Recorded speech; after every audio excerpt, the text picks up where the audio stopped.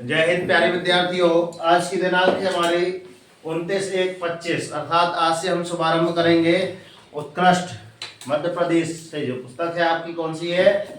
School स्तरीय प्रवेश परीक्षाओं के लिए अर्थात प्रवेश परीक्षा मॉडल है ना। जो मॉडल की आप तैयारी करेंगे उत्कृष्ट मॉडल के लिए आज से हम ये क्लासेस स्टार्ट कर दे रहे हैं। मगर उसके पहले एक छोटा सुविचार क्या लिखा है? मेहनत करना ही आपका पहला कर्म होना चाहिए। मेहनत करना ही पहला आपका कर्म होना चाहिए, क्योंकि सफलता उसी को मिलती है जो मेहनती होता है। यदि आपको अगर इसमें मॉडल में सफलता हासिल करना है तो इसके लिए आपको क्या करना पड़ेगा? अथक प्रयास, अथक मेहनत करना पड़ेगी, तभी आपको सफलता आपके कदम चूमेगी। इसमें आज पढ़ रहे हैं पहला अध्याय सर संख्या पद्धति। तो संख्या पद्धति के अंतर्गत हम पढ़ रहे हैं इनके बेसिक क्लास। आज क्लियर? चलते हैं बेसिक क्लास में। क्या लिखा है सर? संख्या पद्धति तो लिखा है संख्या पद्धति। अब संख्या पद्धति को अगर बांटा जाए तो दो हिस्सों में बांटा जाता है। पहला हिस्सा आपका कौन सा होता है? बताओ रेशमा, कौन सा हो सकता है? ये भारतीय मानक पद्धति, भारतीय मानक पद्धति। पद्धतियों की अगर बात कर ली जाए तो पहली आपकी पद्धति ये होती है, दूसरी आपकी पद्धति कौन सी हो जाएगी? अंतरराष्ट्रीय मानक पद्धति। अंतरराष्ट्रीय मानक पद्धति। और यही जब आप जिसमें कक्षा छठी में जाओगे तो पहला पाठ इसी के अंतर्गत है ना। और आप इसी तरह मेंस का मेरिट की अगर तैयारी करोगे या फिर कक्षा 5वीं में नवोदय की तैयारी करोगे तो पहला आपको यही पाठ पढ़ना पड़ेगा। अध्याय क्या है आपका? सर संख्या पद्धति। तो गणित की ये नींव होती है। अब इसी के अंतर्गत तीसरा इसी का प्रकार क्या कहलाएगा? संख्याओं के प्रकार। अर्थात संख्या पद्धति में ही पढ़ना पड़ेगा आपको संख्याओं के प्रकार। संख्याओं के कितने प्रकार है? यहाँ पे 10 प्रकार हैं। तो 10 प्रकार कौन कौन से लिखे हैं यहाँ पे? देखना ध्यान से क्या क्या लिखा है, किसके अंतर्गत पढ़ना पड़ेगा। सर प्रकृत संख्याएं, पूर्ण संख्याएं, पूर्णांक, सम, विषम, भाज, अभाज्य, परिमेय, अपरिमेय और वास्तविक संख्याएं। चलिए इसको हम लिखवा दे रहे हैं। पहला आपको क्या बताइए? प्रकृत संख्याएं। दूसरा क्या बताए हैं? प्रकृत संख्याओं के बाद पूर्ण संख्या दूसरी हम बताए हैं। तीसरी क्या बताए हैं? पूर्णांक बताए हैं। चौथा हमने क्या बताया है? सम बताया है कि सम संख्या कौन सी कहलाती है। पांचवा हमने क्या बताया है सर? विषम संख्या बताई है। छठवा क्या बताए हैं हमने? क्या बताए हैं? भाज्य संख्याएं बताए हैं। फिर इसके बाद सातवां अभाज्य संख्याएं बताए हैं गुरुजी। और अगली कौन सी बताए हैं? भाज्य अभाज्य हो गई, ठीक है। क्या बताए हैं? परिमेय संख्या हो गई है। नौवीं हो गई सर आपकी अपरिमेय हो गई, ठीक है। और 10वीं आपकी कौन सी हो गई सर? वास्तविक संख्याएं हो गई। कौन सी हो गई? वास्तविक संख्याएं। तो सर ये कौन कौन सी होती है, इनके बारे में जानते हो? तो प्रकृत संख्याएं वे संख्याएं जो कहां से आरंभ हो? 1 से आरंभ हो और कहां तक जाए? अनंत तक जाए। अनंत को हम क्या लिखते हैं? ऐसे इनफाइनाइट लिखते हैं। इसी को बोला जाता है बच्चों अनंत। अनंत तक जाती हैं प्रकृत संख्याएं कहलाती हैं। पूर्ण संख्याएं अगर इन्हीं संख्याओं में हम है ना, जो 1 से लेकर कहां तक जाती है सर? अनंत तक जाती है। इसमें अगर हमने 0 का सम्मिलित कर दिया तो ये कहलाएंगे आपकी पूर्ण संख्याएं। अब पूर्णांक क्या कहलाएंगे बच्चों? पूर्णांक आपके कहलाएंगे सर यदि आपका यहाँ पे 0 है और इस साइड और इस साइड आपका ऋण 1 ऋण 2 ये तक अनंत तक जा रही है, और यहाँ पे 1 2 ये भी अनंत तक जा रही है। तो ऐसी संख्याओं को हम सर पूर्णांक संख्या का नाम दे सकते हैं, ठीक है। सम संख्याएं कौन सी कहलाती है बच्चों? तो ऐसी सम संख्या क्या? 2 सम संख्या है, 2 सम संख्या है, मगर अभाज्य संख्या भी है, ठीक है। तो ऐसी सम संख्याएं 2 4 6 8 सभी में आप कितने जोड़ते जाइए? जितना भी आए 2 प्लस करते जाइए। कितना? अनंत तक आप 2 तक है ना प्लस करते जाइए। 8 में 2 जोड़े 10, 10 में 2 जोड़े 12, 12 में 2 जोड़े 14, 14 में 2 जोड़े 16, 2 जोड़ते जाओ तो अनवरत काल तक जहां तक जाएंगे वो आपकी सब संख्याएं मिलती जाएंगी। विषम संख्या क्या कहलाएंगी? अगर गुरुजी लिखा 1 3 5 एंड डैश डैश ढेर सारे, तो इसमें भी अपन प्लस 2 ही जोड़ेंगे। कितना जोड़ेंगे? 2। तो 5 में 2 जोड़े 7, ये भी विषम मिली। 7 में 2 जोड़े 9, ये भी विषम मिली। 9 में 2 जोड़े 11, है ना। तो ढेर सारी यहाँ तक कहां तक? अनंत तक जाएंगे गुरुजी, तो ये आपको मिल जाएंगी विषम संख्याएं मिल जाएंगी। क्लियर? आगे भाज्य संख्याएं। भाज्य संख्या कौन सी कहलाएंगी? बताओ रेशमा। हाँ स्वयं के अलावा किसी अन्य ठीक है, वे संख्याएं जिनमें स्वयं का भी तो भाग चला जाए और उसके अलावा किसी एक अन्य संख्या का, स्वयं एंड किसी एक संख्या का, किसी एक संख्या का भाग चला जाए, वो आपकी कहलाएगी, आपकी है ना भाज्य संख्या कहलाएगी। क्लियर? अगर यहाँ पे बोला जाए सर यहाँ पे ढेर सारी संख्याएं लिखी हैं, एग्जाम्पल के तौर पर एक का तो जाएगा मगर इसके अलावा किसी और का जाना चाहिए। अभाज्य संख्याएं, बताओ अभाज्य संख्याओं की क्या परिभाषा हो सकती है? बताओ। स्वयं और एक के अलावा किसी ठीक है ना, स्वयं और एक के अलावा। क्या है? स्वयं एंड मतलब और, है ना, एक के अलावा, एक के अलावा किसी संख्या का भाग न जाए।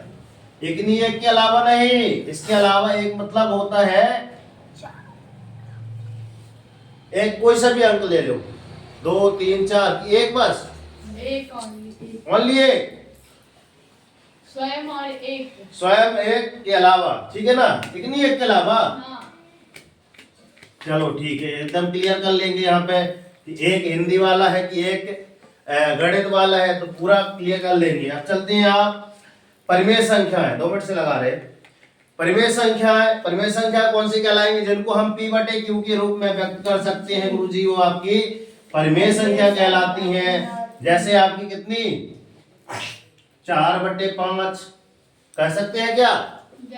अपरिमेय संख्या, अपरिमेय संख्या P बटे Q के रूप में व्यक्त नहीं, जिसको हम P बटे Q के रूप में व्यक्त न कर पाए, तो ये आपकी कहलाएंगी आपकी अपरिमेय संख्या है। जैसे ये वाली हमने बोली थी, यह परिमेय है, ये है, बताओ, √2 √3, यही है क्या? सर वास्तविक संख्या कौन सी है आपकी? ये आपके लिए क्वेश्चन ढूंढ के लाना, फिर हम बताएंगे सर ये वास्तविक संख्या कैसा? अपरिमेय, देख के तो लगता है, देख के बता रहे हैं। ठीक है, परिमेय और अपरिमेय इन दोनों को, है ना, मिश्रित रूप आपका कहलाएगा, आपका वास्तविक संख्या कहलाएगी। जो मतलब जो दोनों में कॉमन है वही आपकी कहलाएगी, आपकी वास्तविक संख्या। अब चलते हैं यहाँ पे संख्याओं के। सर हमने 10 प्रकार पढ़ लिए, भाज्यता के इसमें रूल देख लीजिए कि क्या भाज्यता के रूल हैं। ठीक है, आप भाज्यता के रूल अर्थात 2 से भाग, 3 से भाग, 4 से, मतलब इनका भाग किस किस में जाता है, इनका भाग किन किन संख्याओं में चला जाएगा, देख के पता चल जाना चाहिए कि हाँ सर ये 2 से डिवाइड है। इसके पहले हमको क्या करना पड़ेगा, ये परिभाषा याद करनी पड़ेगी। जैसे हमको मौखिक इतनी बता दिए ना, वैसे आपको भी मौखिक याद होनी चाहिए। तो यहाँ पे एक इसका उदाहरण बताओ, P बटे Q का अच्छा सा उदाहरण, ये सही है। आगे चलते हैं, चलो। भाज्यता की जांच, 2 से भाज्य, तो इकाई के अंक में आपका क्या हो, शून्य हो या सम संख्या, क्या हो, इकाई के अंक में क्या हो सर, शून्य हो, मतलब ये शून्य मतलब 2 से भाज्य होगी, या फिर सम संख्या हो, तो सर 9534 लेगा, मतलब 4 संख्या लास्ट में लगा, मतलब ये 4 में 2 का भाग चला जाएगा, अर्थात ये क्या हो जाएगी, 2 से विभाजित हो जाएगी। कौन सी संख्या लिखी थी यहाँ पे, एक बार और लिख दे रहे हैं, 9534। इकाई के अंक में ऐसा देख के लिखा है, 2 से भाग, 2 का भाग 2 दूनी 4, मतलब 2 का भाग पूरे में चला जाएगा, पूरी संख्या 2 से भाज्य होगी। अगर संख्या लिखी है सर 720 लिखी है, इकाई का अंक क्या है सर 0 लिखा है, तो मतलब ये भी 2 से विभाज्य होगी। क्लियर। आगे चल रहे हैं 3 से भाज्य। सभी अंकों का योग 3 से विभाजित होना चाहिए। अंक जितने भी अंक हैं अगर उनका योग कितना आ रहा है 9 आ रहा है, 6 आ रहा है, और 9 6 में तो सर 3 का भाग चला जाता है, तो संख्या क्या हो जाएगी 3 से विभाजित हो जाएगी। 4 से भाज्य। इकाई और दहाई के अंकों द्वारा बड़ी संख्या 4 से भाज्य, अर्थात इकाई और दहाई की संख्या मतलब 720 का पुनः एग्जांपल ले लो, ठीक है ना। अगर 720 इसमें ले रहे हैं 4 से भाग, अगर 720 लिखा है तो 20 ओनली 20 में क्या 4 का भाग चला जाएगा, 4 पंचे 20, तो लास्ट के 2 डिजिट में अगर 4 का भाग जा रहा है तो वह संख्या 4 से विभाजित होगी। रहिए यहां देखना है 5 से भाज्य। 0 या 5 लास्ट के इकाई के अंक क्या हो सर 0 या फिर 5 से विभाजित हो जाए, 0 हो लास्ट में या फिर आपका क्या हो, जैसे आपने यहां लिखा है सर 625, देखेंगे पता चल जाएगा सर इकाई का अंक क्या है ना 620। इकाई का अंक क्या है 0 हो या फिर 5 हो, बिना भाग दिए पता चल जाएगा सर ये 5 से विभाजित है। फिर क्या लिखा है 6 से विभाज्य। सर जो 2 संख्या जिनमें 2 का भाग चला जाए 3 का भाग चला जाए तो उनमें 6 का अपने आप चला जाएगा।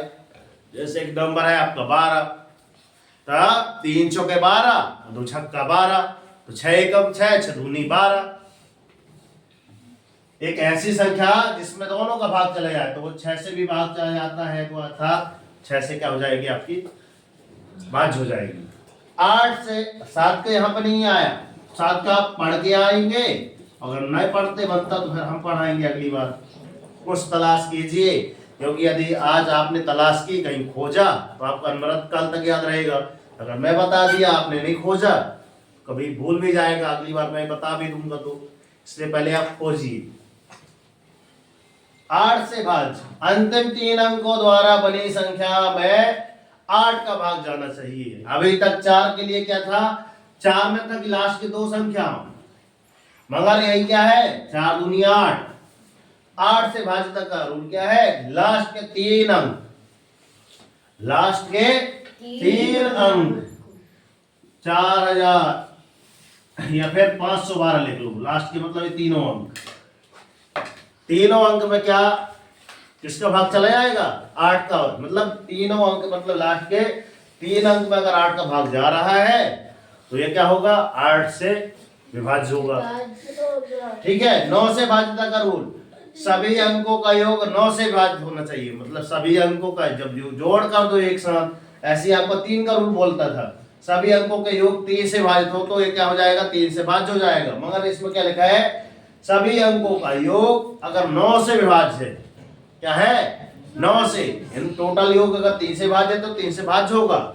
मगर इसमें क्या बोल रहा है सभी अंकों का योग अगर टोटल करने पर है ना 9 से अगर उसका भाग चला जाता है तो वह 9 से भाज्य हुआ।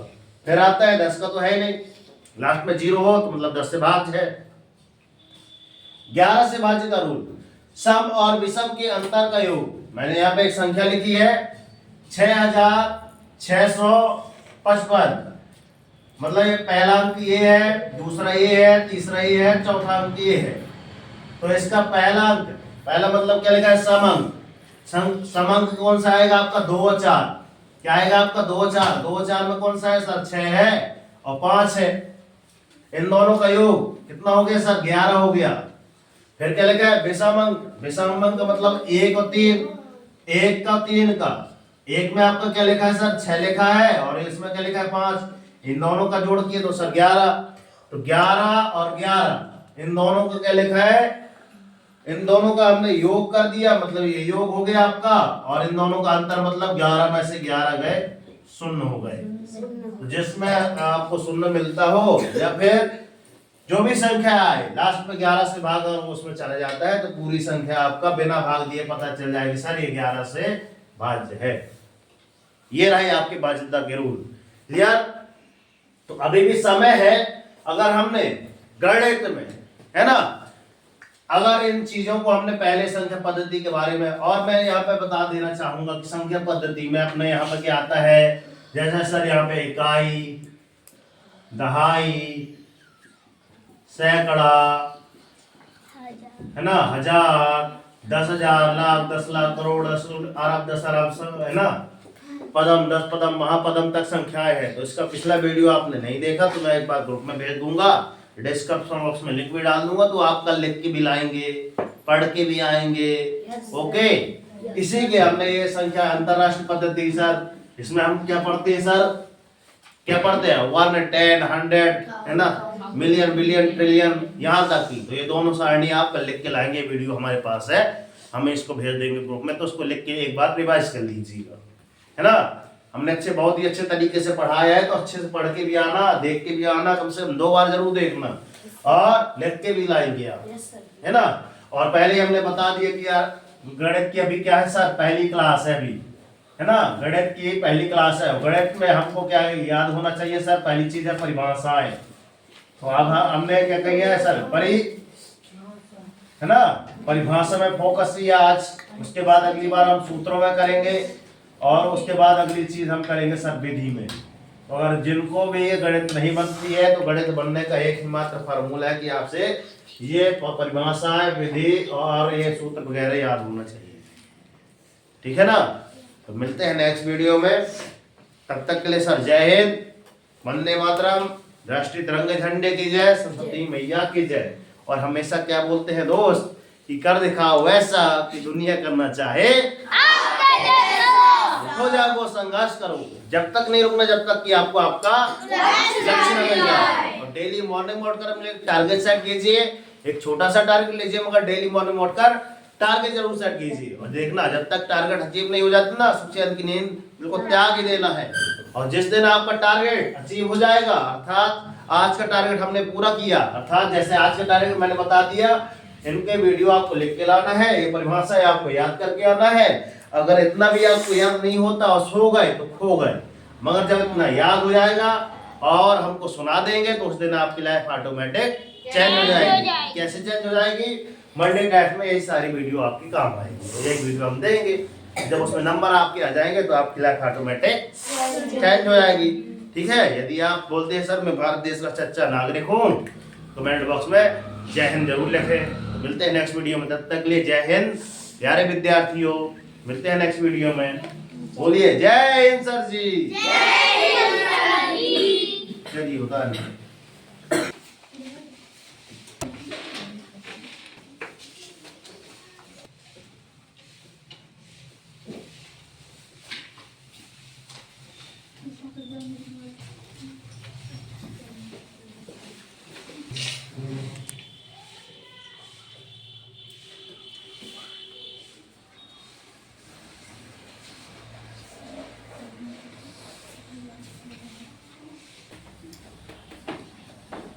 इस बार इस पुस्तक को हम इसकी गणित हल कराएंगे, इससे पढ़ाएंगे। अगर आपके पास नहीं है तो उस पुस्तक को मार्केट से परचेस कर लीजिए।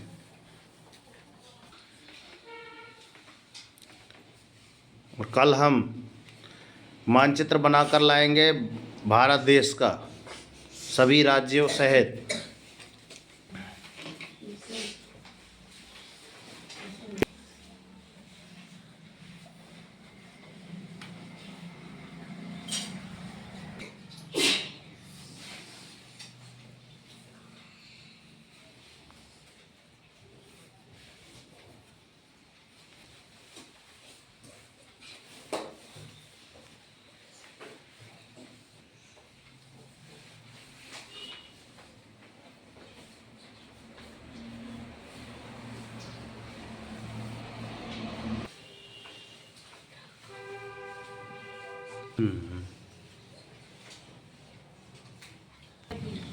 ये क्षेत्र नीति आरंभ हो गई है, इसके सूत्र आप याद कर लीजिए। कल के लिए 5 सूत्र हैं, डेली आपको 5 करना है, याद करके आना ही पड़ेगा।